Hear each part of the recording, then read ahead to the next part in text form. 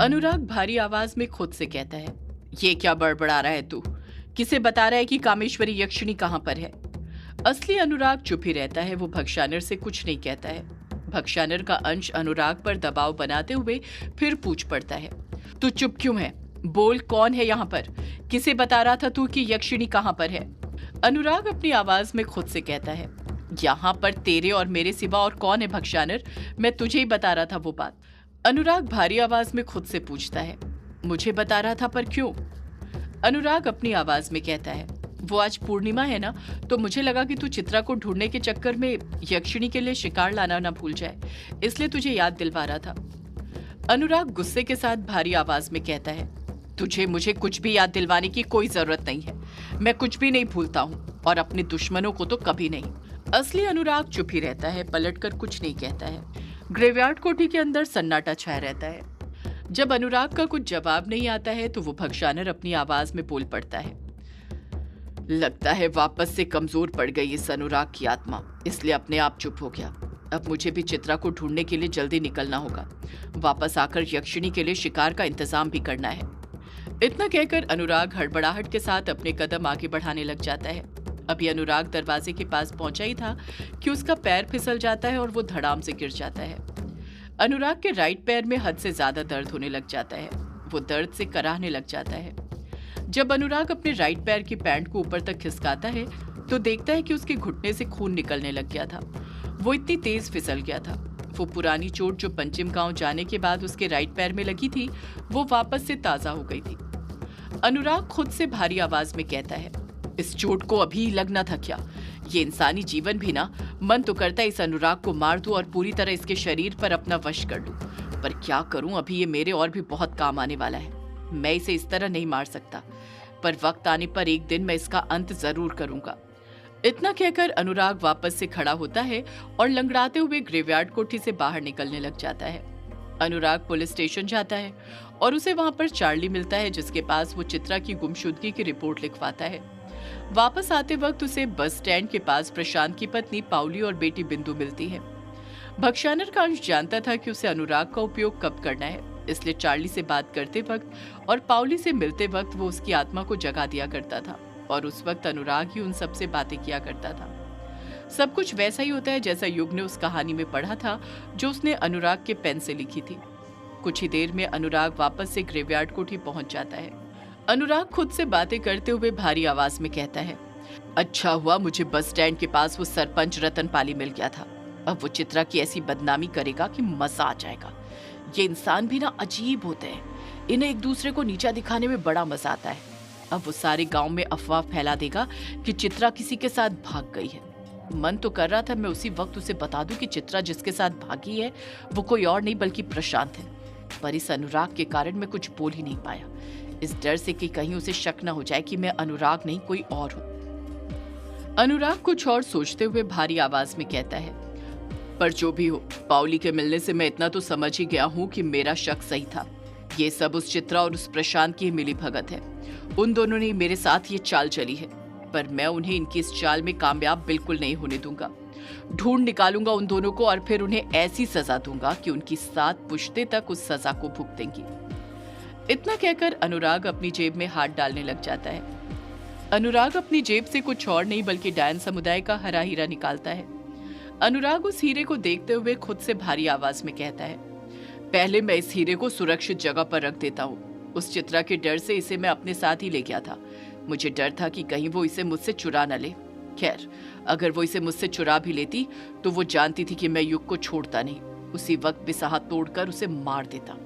अनुराग कुछ सोचते हुए कहता है, इस हीरे को मैं वहां पर रखता हूँ, उससे सुरक्षित जगह और कोई नहीं होगी। उसके बाद मैं यक्षिणी के लिए शिकार लेने जाऊंगा, वरना वो कमजोर हो जाएगी, और मैं नहीं चाहता कि वो कमजोर हो, क्योंकि आने वाले वक्त में मुझे उसकी शक्तियों की बहुत जरूरत पड़ेगी। इतना कहकर अनुराग रूम नंबर 666 की तरफ जाने लग जाता है। अनुराग रूम नंबर 666 के अंदर कदम रखने वाला था कि तभी उसे कुछ ऐसा नजर आता है कि जिसे देखकर वो रूम नंबर 666 की दहलीज पर ही खड़े हो जाता है, अंदर नहीं जाता है। अनुराग मन में सोचता है, मेरे जाने से पहले ये कमरा ऐसा तो नहीं था, और जितना मुझे याद है इसका दरवाजा भी पूरी तरह से खुला हुआ था, ऐसे टिका हुआ नहीं था। रूम नंबर 666 पर फर्श पर जो किताबें पहले एक के ऊपर एक बिखरी हुई थी, वो अब उस जगह पर से हट गई थी और कमरे के अंदर जाने का स्पेस बन गया था। इतना स्पेस कि कोई भी इंसान बड़ी आसानी से उस कमरे के अंदर जा सकता था, बिना किसी किताब पर पैर रखे। ऐसा लग रहा था जैसे किसी ने उन किताबों को फर्श पर से हटाया हो। अनुराग कमरे की हालत देखते हुए फिर मन में सोचता है, मुझे अच्छे से याद है, जब मैं यहाँ पर आया था तो किताबें कुछ इस तरह बिखरी हुई थी कि कमरे के अंदर कदम तक रखने की जगह नहीं थी। पर अब तो मैं इस कमरे के अंदर आसानी से जा सकता हूँ। इसका मतलब ये हुआ कि... इतना कहकर अनुराग खुद चुप हो जाता है। वो तुरंत उस हरे हीरे को वापस से अपनी जेब में डाल लेता है। अनुराग जानबूझकर कमरे के अंदर ऐसे घुसता है जैसे उसे किसी चीज की भनक ही नहीं लगी हो। वो एकदम नॉर्मल रहता है। अनुराग कमरे के अंदर कदम बढ़ाते हुए भारी आवाज में कहता है, चित्रा की गुमशुदगी की रिपोर्ट तो लिखवा ली मैंने पुलिस स्टेशन में। अब यक्षिणी से मिल लेता हूँ। एक काम करता हूँ, आज मैं खुद उसे ही शिकार करने के लिए घाट पर ले चलता हूँ। इतना कहकर अनुराग फर्श पर बैठने लग जाता है। जिस वक्त वो बैठ रहा था उसी वक्त वो तिरछी नजर करके पीछे देख लेता है। जैसे वो पीछे नजरें करता है, उसे किताबों की रैक के पीछे दो आंखें नजर आती हैं जो एकटक उसे ही देखे जा रही थी। उन आंखों को देखकर अनुराग मुस्कुराने लग जाता है, जैसे वो अच्छे से पहचानता था कि वो आंखें किसकी थी। अनुराग मन में बड़बड़ाता है, ये तो यहीं पर है। इसे कहते हैं बगल में छोरा शहर में ढिंढोरा। इस अनुराग के शरीर में रहकर तो अब मैं भी लेखकों की तरह बातें करने लग गया हूँ।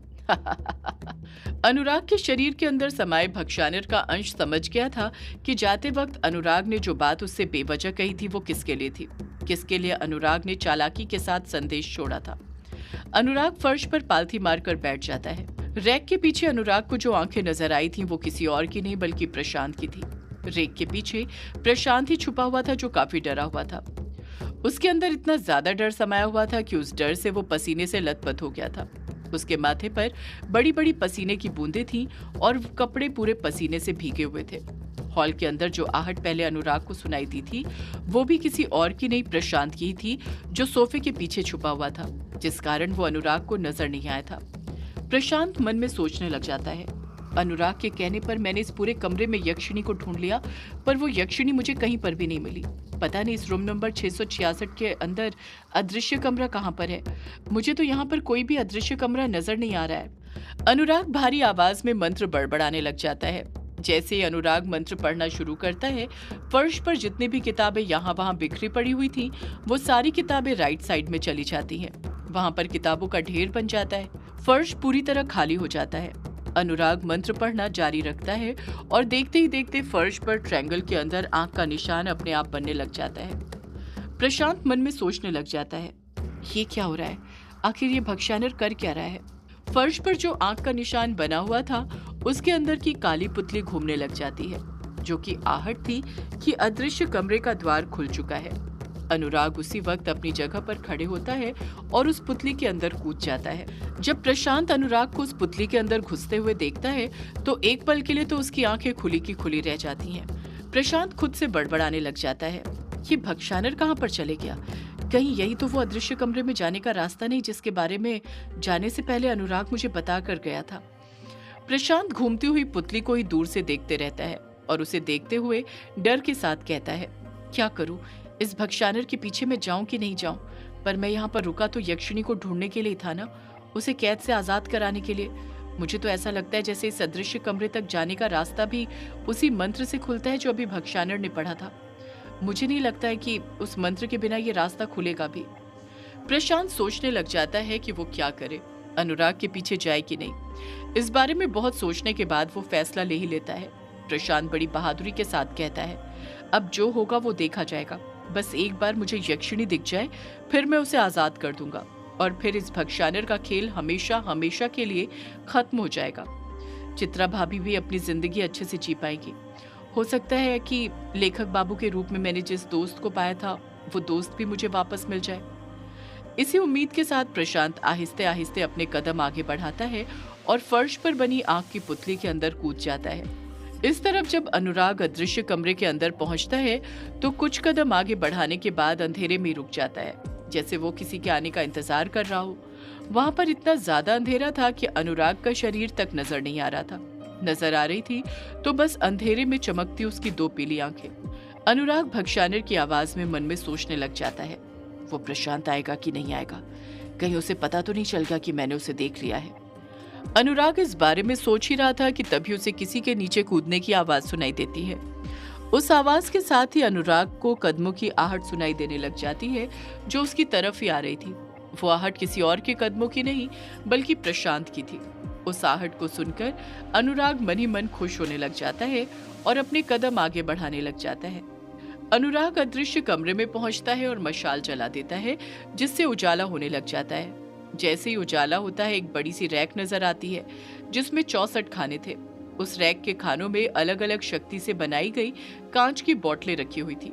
वो रैक आधी से ज्यादा बोतलों से भरी हुई थी और उसी रैक में बिजली की शक्ति से बनी बोतल थी जिसके अंदर कामेश्वरी यक्षिणी कैद थी। कामेश्वरी यक्षिणी काफी कमजोर लग रही थी पर उस कमजोरी में भी उसकी खूबसूरती बरकरार थी। वो आज भी उतनी ज्यादा अट्रैक्टिव लग रही थी जितनी पहले लगा करती थी। अनुराग उस रैक के पास चले जाता है। प्रशांत अनुराग के पास पहुंचने से पहले ही कुछ दूरी पर रुक जाता है और वहीं से छुपकर अनुराग को देखने लगता है। जब प्रशांत की नजर उस रैक के अंदर रखी बोतलों पर पड़ती है तो उसकी आंखें तो खुली की खुली रह जाती हैं। उसे अपनी आंखों पर यकीन नहीं होता है कि वो अपनी पूरी जिंदगी में पहली बार ऐसी कोई चीज देख रहा था। वो मूर्ति बनकर वहां पर खड़ा हो जाता है। प्रशांत मन में सोचता है, आखिर ये सब क्या है? इतनी सारी बोतलें यहाँ पर क्या कर रही हैं? ये भक्षानर इन बोतलों से क्या करना चाहता है? प्रशांत उन बोतलों को बड़े गौर से देख ही रहा था कि तभी उसकी नजर जिस बोतल में कामेश्वरी यक्षिणी कैद थी उस पर पड़ जाती है और वो बड़बड़ाते हुए खुद से बोल पड़ता है, वो बोतल के अंदर जो औरत कैद है कहीं वही तो यक्षिणी नहीं है? हाँ वही होगी। कितनी सुंदर है ये। सच कहते थे लोग, जो भी यक्षिणी को एक बार देख लेता है उसका दीवाना हो जाता है, जिस तरह मैं हो रहा हूँ। जब प्रशांत यक्षिणी को देखता है तो बस देखते रह जाता है। बोतल के अंदर कैद होने के बावजूद भी कामेश्वरी यक्षिणी इतनी मनमोहक थी कि वो तो बस उसे देखते ही रह गया था। वो इतनी ज्यादा खूबसूरत लग रही थी। प्रशांत अपने आप पर से अपना काबू खोने लग गया था।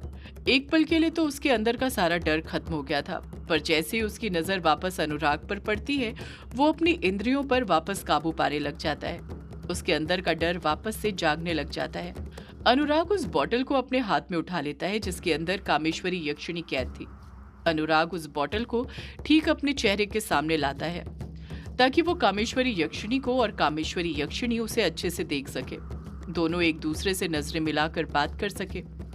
कामेश्वरी यक्षिणी अनुराग को देखते हुए नम लहजे के साथ कहती है, लेखक बाबू आप आ गए मुझसे मिलने। सदियों से है पुरानी ये है यक्षिणी की कहानी। यक्षिणी एक आग है, यक्षिणी तेरा ख्वाब है।